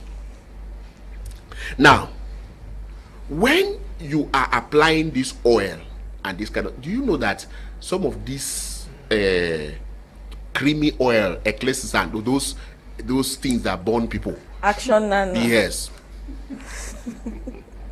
Sometimes you can bring a particular smell that is not good, that is bad, and then you don't know that you begin to use perfumes and better soap and some other things. At the end of the day, this man may not like it and like you. We are talking about this. We don't want to go very far. The man sees some of your inner wears, the way you just throw them. You keep them anyhow. You just wrap them, throw them in the cupboard. You do all those. It turns people off. It turns people off. You don't care you. Maybe you don't already married. What be the thing? They look at your fingernails. You don't keep it clean. And then sometimes these excessive fingernails that people create, it's not good. It's not attractive. You may think that men will like it. The truth is that you did it for yourselves, women. You didn't do it for us. Because we don't like them. Yes, that fingernail, they will not like them. Yeah, but tell you the truth. We don't like the fingernail. Man, make it clear. We don't like them. Yes, but you people make that thing because you are competing with your friends. Now, come and do the one we like. We like you to make it look good, presentable. Even if you want to add small, make just small, fine. And then you want to rub cortex there, apply the kind of cortex that is presentable. Some cortex. Purple, green, ox blood. So, you know, the colors are just too distracting. Men will not like that. Now, you talked about people who abandon their bodies. The truth is that most women of today don't abandon, because they go for church meetings, women's meetings, where they teach those things. So they try to do it. And now when they try to keep up, they go and do the wrong one that spoils it. Find out what men like, and then your man, the kind of thing that your man likes, because some men have things they like. Now, when I hear people talking about these hips and all these things, I'm just looking at you, I'm laughing. Some of them, if you see some of these men, they just want to have name for nothing, that they have attractive women. But when it comes to meeting the satisfaction of that woman, they cannot meet it. That is how this thing is. They cannot meet it. It is easy to know the kind of woman you want to marry. It is easy. You know check their family and see how they are. If they are fat in their family, know that she will be fat. That is the possibility that she will be fat. And sometimes check, you look even at her legs, behind her leg, you will see all those traces that makes that you know that this person will be fat. Now, when the person don't come fat finish, you say, you know, I'm fat, may go do surgery and cut all those things. That is when those problems begin to come. And then sometimes these men begin to make you to do sports. Hey, go jump. Look. Faith. Some these women actually they try. You will be eating and eating. Anything you want to pass, you eat. Kanda, pop, anything. You just join everything and you eat. Then the next day you are in the gym to do sports. Sports cannot go. And then you hear they say again a stubborn fat. No, you don't get stubborn fat. You get stubborn appetite. That is what is happening. Your appetite is stubborn. And some men don't like that. That's why you want to keep fit. Men, when we say men like fat women, they don't really like the excess. They like the curve, the white figure eight. They always tell you they like to keep figure eight. You said that a woman will put to bed and this thing. The truth is, learn how to give birth to children. Don't throw yourself because you're giving birth to children. There are ways. I used to see women when they give birth to children, they tie a loin on their stomach.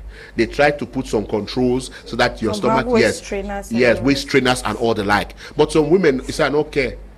Now picking one born, I know be one picking. I don't born picking. I will leave myself. So if you know what like I live up, then you see the man the man does not want to touch you. The man feels boring to touch you because he sees what he's seeing, he doesn't like it. Men like to see. I will still tell you, what they see is what attracts them. There is a kind of look, especially the sides, the janam pockets, this belly for where they come out to play. Men don't like it. Then just like how you people are saying that some of these our men who have big stomach, if they have money, the women still like them. That is how this thing goes. It works two sides. Women should work on themselves. I say especially those ones that are now upgrading. Work on yourself. Know that upgrading does not mean that you do it the ugly way. Your hairstyle, everything you do should align to balance the appetite, balance the way that at least even some person won't complain, he go see some reason for still like her. That is the truth. But you see some things that people put on, even the dresses they put on, you see that no, this thing no fitty. This thing no fitty, but it is struggle for wear them. This thing no make it no look good, but it is only struggle for wear them. Listen, your house is a place where you can demonstrate everything you want. But when you get to the streets, please, as a married woman, behave like a married woman. Don't expose yourself on the streets. But it is allowed, it is tolerated, and it is accepted that in the house, dress the way you want your man to see it and like it. And then, please, and when you want to dress that kind of way, so you don't say this, so you don't already take your contraceptives kind of this, you don't program yourself the way you know what you born anyhow, because sometimes when you give birth to many children, it destroys your system. It makes you not to be able to come back to the woman that you want to be, because when a man is too attracted to you, you get pregnant so often. And when you get pregnant so often, you don't know. You see a woman giving birth to 6 children, you say, but wait, it happened. Say, I don't know. The thing just happen. It just happen before I want to know it don't happen. This is what is happening. And today, it is making men not to want. Because when a man sees that you are just so fertile, he runs out and wants to go and look for another girl outside. That is it, because he cannot bear the pains of waiting again for another 9 months where he will not be able to enjoy you. You cannot bear the pains again for you to be nursing child for another 9 months or another 1 year again before he waits. By the time you want to take all that length of time to prepare yourself again, the man is already tired. He's already talking with somebody in the office. He's already talking with somebody in the neighborhood. He's already talking with all those things. So we must pay our attention that as we want to fix it, because true, I'm telling you, we'll deal in the fear. Women don't throw themselves again. Even a woman that is selling granite in the market understands that they have to take care of themselves. After the market, you see them going back to see that they look good. Go, I've passed, like the Panda is an example. Go around the Panda, you see those women in the evening, they look very presentable. But these are women that when you saw them during the day, they were marked, they were dirty, they were looking funny. But in the evening, they keep themselves up. Every woman wants, because they are watching on phone, they are watching televisions. They want to be like those women. Those women, they like them. And that is why they are building up themselves. So for us to be looking again at those women who abandon themselves, we should rather look at the women who want to go for excesses, or they want to build themselves, but they don't know how to do it, and they go now and begin to do it the wrong way. Exactly. So speaking of excesses, Reverend Kenneth, people have lost their lives. Let's talk specifically about plastic surgery. People have lost their lives even after having gone to the best of plastic surgeons. Is this plastic surgery of a thing, liposuction, breast augmentation, and all the other things you have? Is it really something that we should encourage, even if these persons are going to the best of doctors or plastic surgeons in the world? Should we really tell the African woman or the African man? I watched a video of a man who had gone for, I think he went to reduce his belly fat. Yes, he went to reduce his belly fat, and he was in really excruciating pain. And I've seen videos too of women, you have to sleep a particular way for a period of time, and people are like, it's my personal choice and all. When you take a look at all of this and the consequences, because we're talking about the risk, the benefits and the repercussions at the end of the day, would you really say this is something that we should encourage in today's world, and why not the future? One of the things we must understand about all of these things too is that there is a medical orientation to it. What am I talking about? Some of these things have to do with disease. It is a therapy for some diseases like cancer or some skin diseases. With that, we can at least understand with the person a little that maybe you had your part of your body was affected by maybe some cancerous cells, and then they want to perform a surgery on it, cut one part of your body and replace it there or some kind of thing. But if it's just because you want to look good, uncle, auntie, you are on your own, we cannot encourage that kind of thing. Why do you think if your belly is fat, you cannot do maybe sports or use some other natural means? You go and accept that they perform a surgery on you. The medics themselves tell us that the success rate of these surgeries is in fact the rate is not always 100%. So if you're going in for it, you know that you are either going to make it or you not make it. And the truth is, even if you succeed, there are some restrictions that they will place on your life till death. There are some things that you will never ever do again after you've had such kind of surgeries performed on you. So there is just no need for all of this. The truth is that most of us have certain kind of some kind of things that happen to our lives. For example, a man who was like me and your stomach begins to bulge, sometimes it is alcohol, sometimes it can be AIDS, which might be handled otherwise and not through surgery. And then for women who want to look beautiful because you think your boobs are not as big, your boobs are not too big, you want to get them augmented. Recently, somebody was telling me about a lady who went and did it out of the country and came back, and it's not been easy for her. She moves around with a pillow. Yeah, she moves around with a pillow because she's having a challenge at the level of the anus because they did to increase her buttocks. So she moves around with a pillow. She has to, everywhere she sits, she has to place a pillow and sit on it. She's in pain, swellings all over. So what is the use of all of this? Just because you want to look good, and some of them are doing it, are married women. What are you looking for again? Is that it is a consensus you arrive with your husband, and then you and your husband are some two mini-mart people living together. If it is that he married you the way you are, and then you maybe have had 2 kids, already 3 kids, 4 kids, and you personally agreeing that he wants you to look like a particular woman by going to do plastic surgery. You see, there is a madness to it. For me, it looks like challenging divine order. It looks like God, who created you the way you are, did not do as much as you would have loved him to do. You know, if we're talking about makeup, those are temporary issues, right? You plait the hair with mesh, at most is one month now. 1 month, or except when it's locks, that stays longer. It doesn't take for too long. Those are temporary issues. But to say you want to go and deform a part of your body in order to look a type, in fact, that's one of those negative discoveries that medical science have brought to us. Yes, it's really terrible. Imagine that you have a neighbor, because when you see somebody for long, you already can, even in dark, you can see that this is a person's shape. Yes. Then tomorrow the neighbor is no longer there for about 1 month, 2 months, comes back, big buttocks, big legs. In fact, the shape has changed. I will start being afraid of you. I wouldn't really interact with you again with a free hand as I used to. All right, thank you so much, Reverend Kenneth. As we round up Apostle Alfred, let's talk about the fact that there is also a lot of this pressure that is stemming from social media. Like I think you had touched on that a little. The pressure that these people get from the influencers, the persons they follow, and a lot of body shaming, even from the environment, their relatives, their friends. You meet somebody to be fat, the next day dry, how you don't black again, so how you don't slim again, so how you don't dry again, so why your neck long again, so all those comments and the rest.